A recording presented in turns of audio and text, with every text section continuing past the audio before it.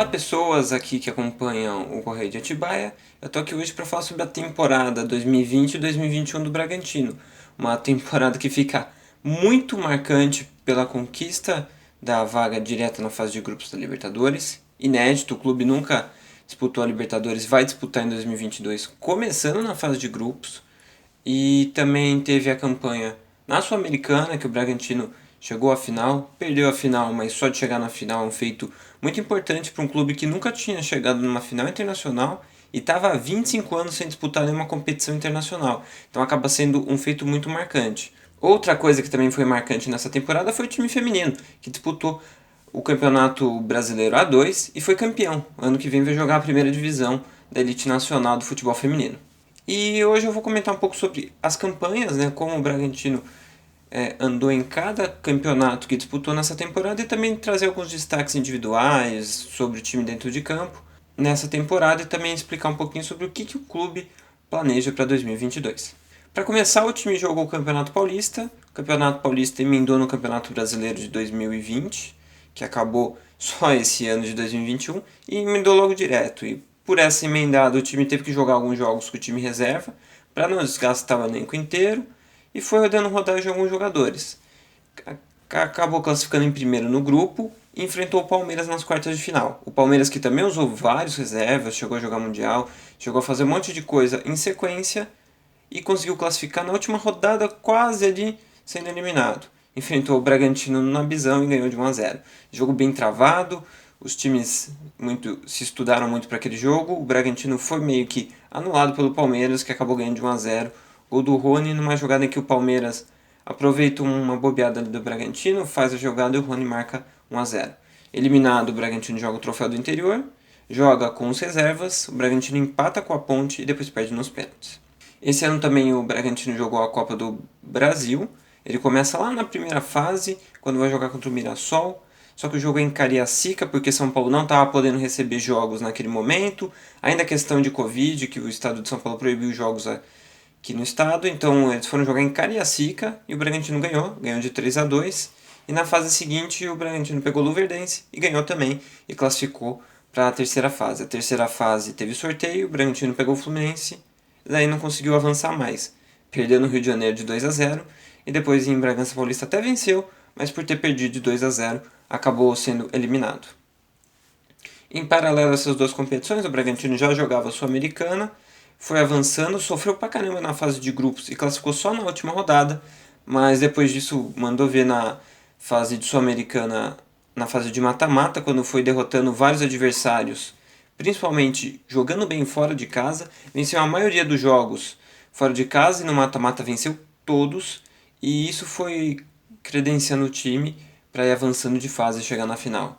Na final, pegou o Atlético Paranaense, um time muito cascudo e chato de enfrentar em competições de mata-mata, e daí o Bragantino não conseguiu vencer.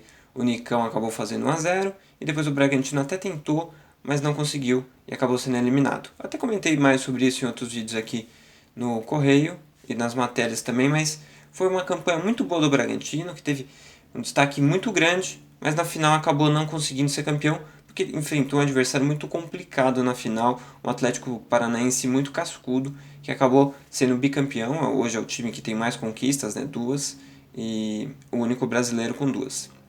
Também em paralelo à competição da Copa Sul-Americana, teve o Campeonato Brasileiro, que o Bragantino começou muito bem, ele teve uma arrancada muito boa, chegou a liderar o campeonato em algumas rodadas e foi o último invicto do campeonato. Ele só foi perder na 11ª rodada quando perdeu do Fortaleza. Mas duas coisas atrapalharam bastante o Bragantino nesse Campeonato Brasileiro e impediram que o Bragantino fosse ainda melhor. O Bragantino foi em sexto, conseguiu uma vaga direta na fase de grupos, mas eu acho que poderia ter ido até mais longe se tivesse ajeitado um pouco melhor dois problemas. O time reserva foi muito fraco, muito frágil e somou muito pouco ponto quando ele jogou. O time reserva perdeu vários jogos, perdeu inclusive para a Chapecoense, que foi a única vitória da Chapecoense em 38 rodadas. O time ficou em último lugar, somou só 15 pontos, mas a única vitória foi diretamente contra o Bragantino, que usou reservas em Bragança Paulista e acabou perdendo. E esse time reserva perdeu muito ponto. Por conta disso, o Bragantino não conseguiu chegar mais longe no brasileiro, porque o reserva principalmente em rodadas antes da Sul-Americana, acabou perdendo muitos pontos. E o Bragantino precisava realmente usar os reservas para ter força máxima na Sul-Americana, mas isso fez com que o Bragantino perdesse muitos pontos no Brasileiro. Talvez com um elenco mais encorpado pudesse ter chegado mais longe no Brasileiro, mas assim, ser campeão também não seria. Então, certamente não ia ter um impacto tão diferente, porque se o Bragantino terminasse, vamos dizer, em quarto lugar, não ia ter, na prática, muita coisa a mais conquistada do que o sexto lugar garante. Mas, para fazer uma boa campanha, se quiser na temporada que vem, vai precisar reforçar o elenco, principalmente na questão de rodar. Quando rodar, conseguir manter mais o desempenho do que manteve nessa competição. Outro ponto que acabou atrapalhando um pouco o time, acho que tem a ver com concentração. Seja ela nos finais dos jogos, onde o Bragantino tomou 17 gols e perdeu muitos pontos por conta disso, seja também nos jogos pré-Sul-Americana, pré-final do Sul-Americano, que o time parecia um pouco desconcentrado, pensando muito mais na final, e também pós-Sul-Americano, depois que o time perdeu, que o time voltou um pouco desfocado, mas na última partida, a partida decisiva, para garantir uma vaga na fase de grupos, daí o time estava mais ligado, ganhou, foi uma vitória bem interessante, importante para o Bragantino, que teve a torcida no estádio, né? Foi o jogo na temporada com o maior público, teve o gol do Arthur no final, que acabou sendo bem especial e acabou coroando esse final de temporada. Agora eu vou trazer um pouco mais sobre a questão tática do time. O time emendou 2 temporadas, então dá para dizer que o time foi seguindo o que veio fazendo quando o Barbieri chegou. O esquema na maior parte da temporada foi o 4-2-4, né? Com o Clayton, Aderlan, Fabrício Bruno e Léo Ortiz, a dupla que se firmou muito bem junto, e o Ortiz principalmente fez uma temporada muito boa como construtor, como jogador participativo no ataque, como jogador muito bom para interceptar e criar chances quando ia para frente.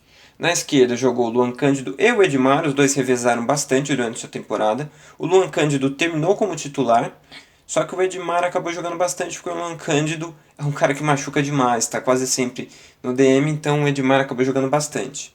E o Edmar não vai seguir no Bragantino, então a tendência é que o Bragantino vá atrás de um outro lateral esquerdo. No meio de campo, o Raul seguiu sendo titular, mas ele não jogou a temporada inteira, então o Jadson jogou boa parte. Aqui seguiu o Lucas Evangelista, que também se machucou e não jogou a temporada inteira, então foi o Eric Ramírez. Pela esquerda, começou o Elinho e trocou pelo Coelho. Essa mudança faz uma diferença no jogo do time, porque com o Elinho aqui, que é canhoto, ele buscava um pouco mais a linha de fundo. Com o Coelho, busca mais o meio. E ele também tem essa jogada de vir para o meio e bater colocado, uma jogada que foi muito importante na temporada e que marcou um pouco o andamento dos jogos desse time. Aqui no meio você tem o Arthur pela direita, que foi o destaque do time na temporada, com 20 gols, 16 assistências, muita participação ofensiva. Ele acabou sendo o destaque técnico do time depois da saída do Claudinho. Ele acabou assumindo a responsabilidade e foi o cara que comandou a equipe, seja no Brasileiro, seja no campeonato da Copa Sul-Americana. Na frente, começou com o Claudinho jogando um pouco mais pela esquerda, ele que é destro dominava de costas para girar, para ter a jogada inteira livre na frente, e mudou pelo Praxedes. O Praxedes foi contratado durante a temporada e o Praxedes jogava mais pelo outro lado. Ele que é canhoto, fazia o mesmo movimento que o Claudinho, só que do outro lado. E ali no comando do ataque o Ítalo, que seguiu sendo atacante, é um jogador mais experiente do clube, mas ele seguiu na frente, marcou 19 gols, só menos do que o Arthur, e foi muito importante, porque ele tem uma movimentação na frente muito importante, ele sabe se mexer muito bem nessa região aqui mais ofensiva, e é um cara extremamente importante para esse ataque do Bragantino. Durante a temporada, o time chegou a usar 3 zagueiros, numa espécie de 3-4-3. Não usou por muitas partidas, mas usou na parte final ali da fase de grupos da Sul-Americana, e foi importante, foi um momento ali em que o Bragantino não tinha o Raul, o Jadson ainda não estava pronto para jogar no meio de campo, então a escolha foi colocar mais um zagueiro e passar a jogar com 3 zagueiros. Deu certo, o Bragantino jogou alguns jogos assim, mas logo depois voltou a jogar no 4-4-2, que tinha uma movimentação ainda parecida com a da temporada passada, que é na hora de atacar, um jogador do meio avança, forma uma linha de 4 mais na defesa e ataca mais ou menos nesse 2, 3, 5, colocando vários jogadores para atacar a última linha e tentar criar superioridade nela. Essa foi uma estratégia que o Bragantino usou muitas vezes e tentou em muitos momentos ser o time que tinha superioridade aqui. Conseguiu em vários momentos, mas também sofreu em alguns, quando enfrentou principalmente defesas com 3 zagueiros. E o Bragantino, nessa filosofia, contratou jovens jogadores e manteve boa parte do que o time faz como equipe, que é um time que tem uma marcação alta muito agressiva, então seguiu tendo bons desarmes, muitos deles no ataque, seguiu tendo bastante interceptações e seguiu muito veloz na transição. A jogada de transição, roubando a bola no ataque e atacando logo na sequência, seguiu sendo um ponto importante da equipe, que de certa forma joga um futebol parecido. As mudanças acabam sendo muito mais em ter mais lançamentos longos com o Léo Ortiz, ter mais jogadas de destaque com os pontas, né? O Coelho e o Arthur tiveram uma temporada muito importante. O Bragantino dependia muito deles para ser decisivo nos jogos. E um ponto que caiu um pouco foi a defesa, mas eu acho que tem a ver com o meio de campo, que sofreu com muitos desfalques de lesão, e a saída do Raul, principalmente por boa parte da temporada. Ele é um cara que fecha muito bem essa defesa e não jogou por boa parte dela.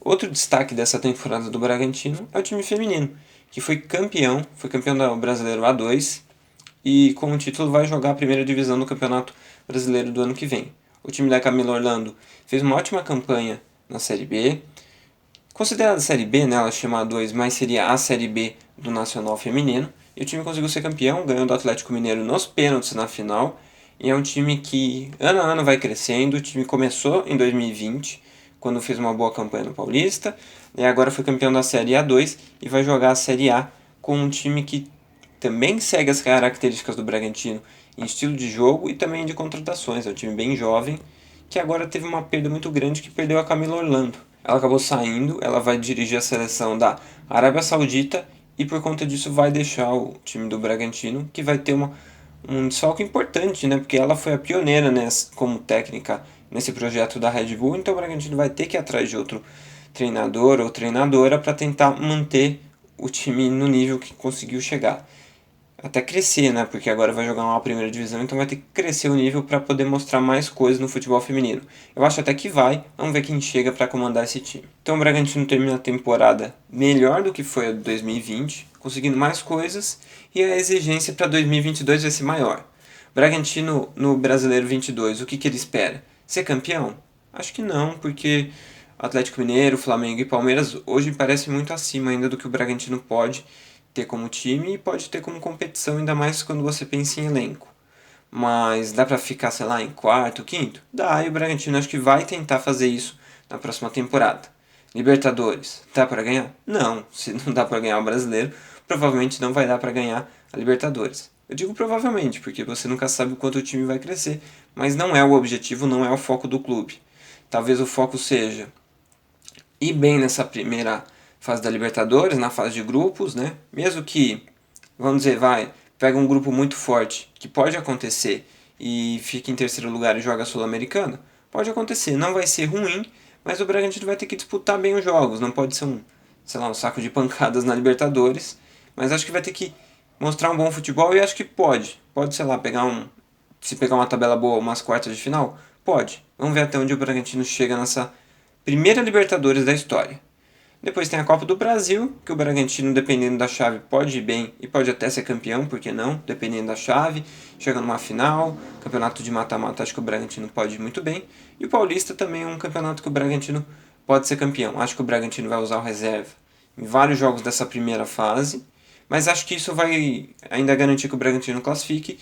Vamos ver se o time vai bem nesse campeonato e consegue, sei lá, ser campeão. Acho que assim como dá para ganhar a Copa do Brasil, dá para ganhar o Paulista. Não sei se vai estar como objetivo ser campeão, mas talvez chegar na final seja um dos objetivos, ou pelo menos um pouquinho melhor do que foi nas 2 últimas temporadas. Acho que agora o elenco precisa principalmente se reforçar, para ter mais opções para você mudar na temporada e não cair quando precisar usar os reservas, como foi no Brasileiro. E talvez perca uma ou outra peça importante e vai ter que acabar repondo a perda de um ou outro jogador importante. Vamos ver como é que o Bragantino vai ao mercado. A tendência é que continue contratando jovens jogadores e traga eles para o time para continuar sendo competitivo. E vai aí crescendo ano a ano, vamos ver até onde chega esse projeto e até onde o Bragantino pode fazer, ou até onde o Bragantino pode incomodar outros clubes grandes, como ele tem incomodado nos últimos anos. Aqui um resumo um pouco da temporada, tem uma matéria no site do Correio de Atibaia também, comentando sobre esses pontos que eu falei aqui e ainda trazendo alguns outros destaques estatísticos do time nessa temporada de 2021. Então é isso, a gente se vê na temporada de 2022 acompanhando mais o Bragantino, tanto no masculino quanto no feminino.